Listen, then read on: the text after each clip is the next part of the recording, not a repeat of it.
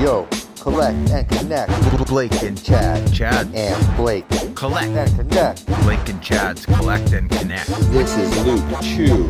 Dave Presley. Blake and Chad's. This is Blake and Chad's. This is Collect and Connect.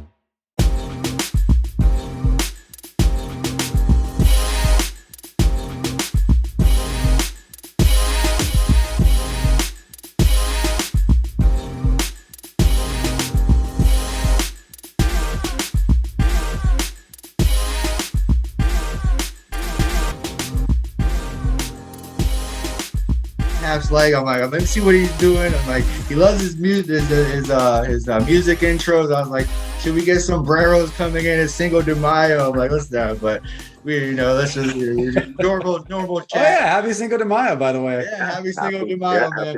I have my sombrero. I actually found a sombrero, Chad. It was in my daughter's room. There you go.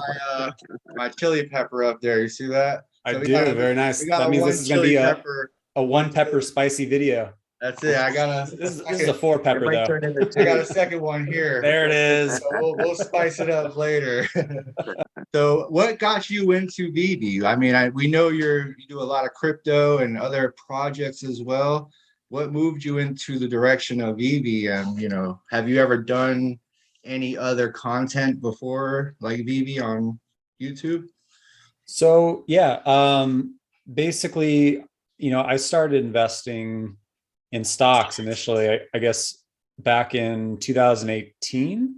So not that long ago. Like I kind of grew up not really knowing, like my family doesn't come from money. Like I didn't really know much about investing at all. And was speaking with like a buddy who's in consulting, and he's like, your money's just losing value sitting in the bank. And I was like, well, I know that piece, but I have no idea to invest, and just kind of started researching, got more and more into it. And eventually, found crypto that same year, invested in crypto back in 2018, but like really little at the time. I had a lot of people telling me, no, like, it's not going to make it. And unfortunately I listened and didn't go heavy in. If I had, man, like I wanted to, but anyways, I have always like watched YouTube and watched like crypto YouTubers, and I watched Blockchain Andy a lot because I really like Zilliqa. And I'm invested in Zilliqa still to this day. And he covered VeVe back in February. And I was like, what is this? I was like, he's talking about Omi. He showed the app, and I was like, I love DC. Like I love Batman.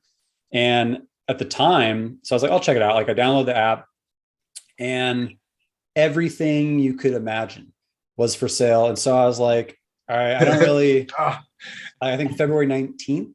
Is that when you started, February? Yeah, February 19th, I think, is when I joined. Is that the 19th or 21st? I can never remember, so I always have to look it up. But I hopped in, and the feed was really scarce. Like there was no really any other content. And I was like, this seems like it's really cool, but no one's really talking about it. So I was hesitant to really like go heavy in. I was like, all right, like I'm going to buy this, this Batman and this Unicorna thing. And yeah, and I had just started a YouTube channel, and I did 2 stock videos because at the time, like I was in a stock group that I made like a while back for like family and friends. And I was just driving them. Like I was definitely like talking the most in it. And I had all these ideas, and I wanted to have like my own community who was going to talk about crypto as well.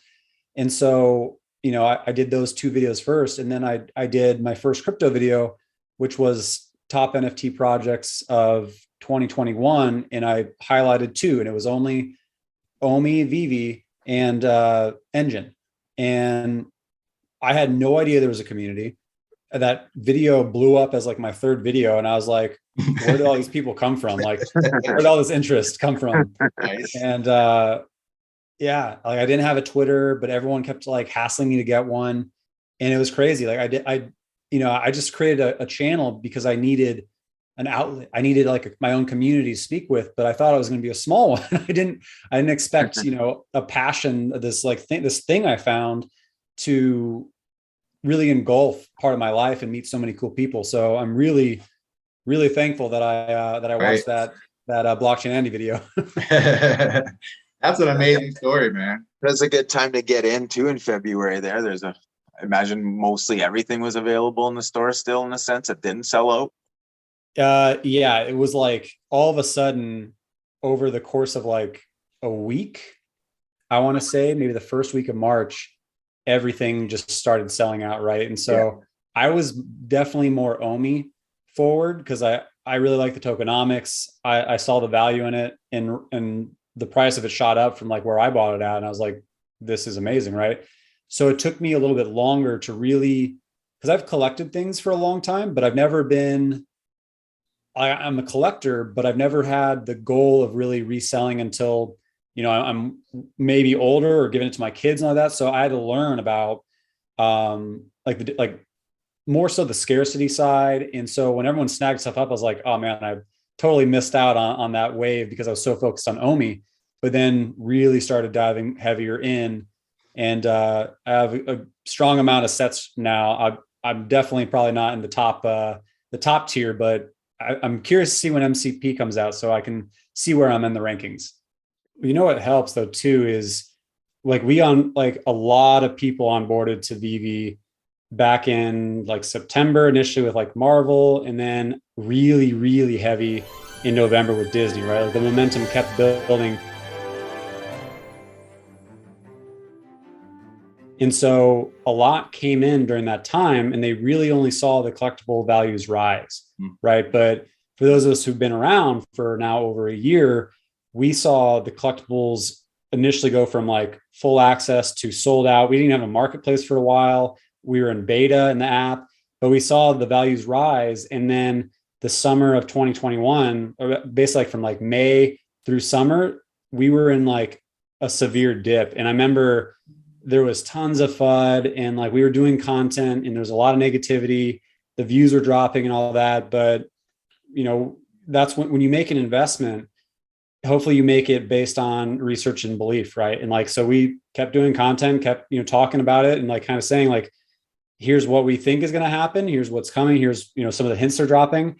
And a lot of that speculation over the past, 8-9 months has come true, right? Like Marvel came true. Disney came true. I even did a video back in August talking about Star Wars comics, which 7 months later finally came true. And like little things like that is, if you stay true to your gun. So like we're in a dip now, but we're in a dip from what, I guess like February, like end of February. So like March to I guess 2 months now. And so I think there's always going to be like, a couple months dip. It can't always go up forever, but it'll be in a dip and then it'll go back up. So we saw it the first time. I think we're going to see it again. And like, this is the time to accumulate if you can. I'm pretty certain that we're going to see more AMC VeVe ties with, I'm really hopeful for the Buzz Lightyear movie. I think that will be probably like the next one. This year. Yeah. I think that will hopefully be the next one that they tie. And like, if you see my Buster store in the back, I'm a huge anime nerd. So I'm super excited for like localization. So that way we can get like anime and like some maybe video game characters. Like I'm a huge Final Fantasy VII guy or just RPGs in general. But yeah, I mean, there's so many different things coming this year that it's like, obviously we need to get through the main things this quarter, like the functionality stuff, but who knows what else we're going to see this year. Yeah, that's really good. These past two books, actually these past three books have been pretty solid. So the 111. So yeah, definitely gonna keep doing these drops now. What do you think of the waves that came in and out, of the bots, and now it's coming back? The morale feels like it's coming back, right? People are like, I'm getting the green truck, and so what do you think about what's happening now? Yeah. So it's kind of like it's definitely good, right? I think the bots being gone is great because people are winning again, right? It feels exciting to actually win because there's definitely some people who, at some point I told some friends about the channel, like still a lot of my friends and family have no idea what I do as a part-time thing. And some they're like, dude, how do I get into this? Right. I showed them the tricks. I told them how to do it. I even like helped some people out, and they're just like, this is like back when the bots were around. They're like, this is impossible. Like I can't get anything. And when they did get something, like great, and hopefully they got something better than like a common. But it was definitely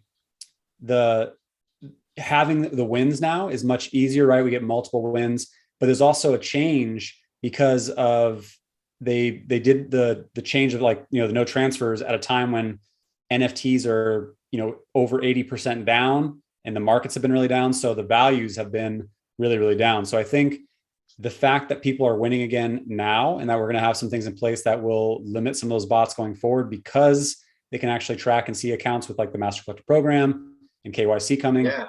I think the momentum's rebuilding. Like we're in like a recalibration state, and we know that more Star Wars is most likely coming. And I think there's some other big brands, like they said on essentially crypto's stream with Reese, I think yesterday, that there's going to be more promotion around Jurassic Park than just what AMC did. So we're going to be seeing more Jurassic Park NFTs coming specifically from VeVe. So I think more of these big brands and more of these big things happening and the ability to cash out is going to draw back in a whole nother crowd of people. Okay. And there we have a huge Canada chat group. There's like probably about 50 to 75 of us in there. And man, this group is just helping each other. There's not a drop. Hey, you need this and that. It's just everyone comes together no matter what, and that's where it stands. And that's how VeVe does with anyone that comes into the app. You just get sucked in, and the gravity of the community wins you over, I think, most part. Yeah, it's a lot 100%. of the community for sure. Yeah. This community is crazy. I mean, it's amazing that so many people from all over the world have come together with such a passion to, it's about investing, but it's also about collecting. It's about, community, and the fact that we're a force to be reckoned with, to the point where you even hear like HRO and the DC back house, like they're like, you just see all these red O's in your Twitter spaces or in your comments, and like we light up projects, some bad, but most of it good, right? If we're into it, but it's pretty crazy that we have like this call sign in this community that really floods all over, different social media and different projects. And like, we have that kind of power based off something that we all just kind of found together, right? Like that's crazy to me. It's been going strong for over a year now. And that's just it, over a year, and it's what it's been doing. And I think we all feel too, is it's just, in its beginning stage too. I feel there's a lot more for what they have in,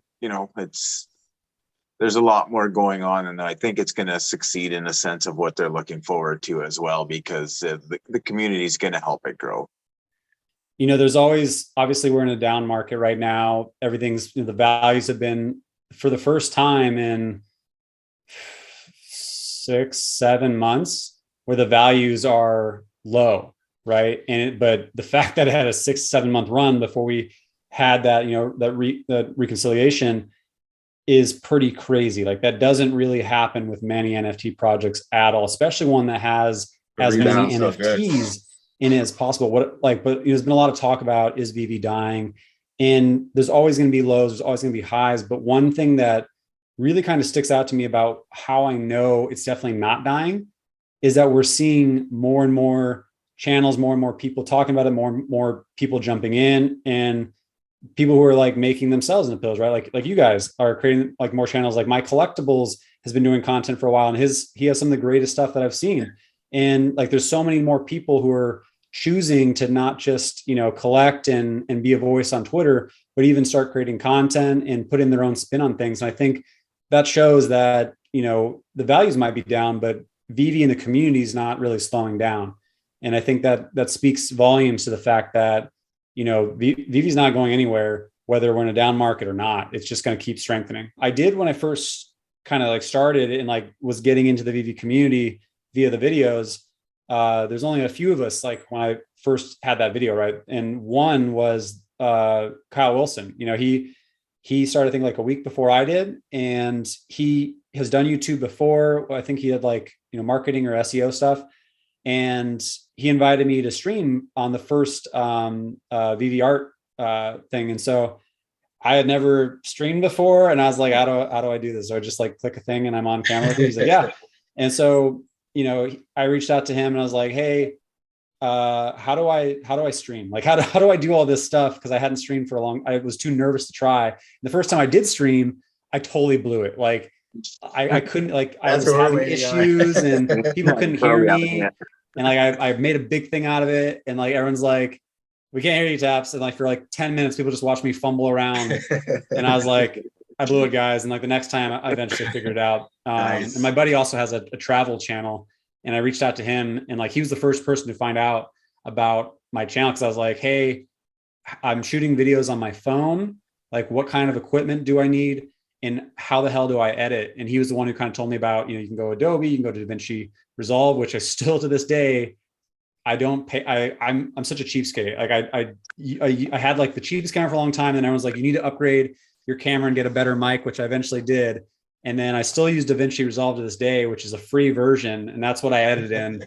I should probably go to Adobe Premiere, but have not yet done it. But, just another thing to learn. But that's kind of, who I got advice from early, and kind of who I looked at as like, some of the content that I want to do. Cause I've always watched channels that they put the research in first, right? It's really easy to hop on and start talking about, oh, this is, Shiba, Elon, Mooncoin, and it's going to go to the moon because everyone's talking about it. And there's a lot of channels like that, and they do really well, right? Because they're talking about the next big thing. But I've always really found the most value and the most success investing by watching the channels who put in the research to bring the value on the content. And that's kind of what I set out the goal for my channel to be, is research heavy and content when I can make it.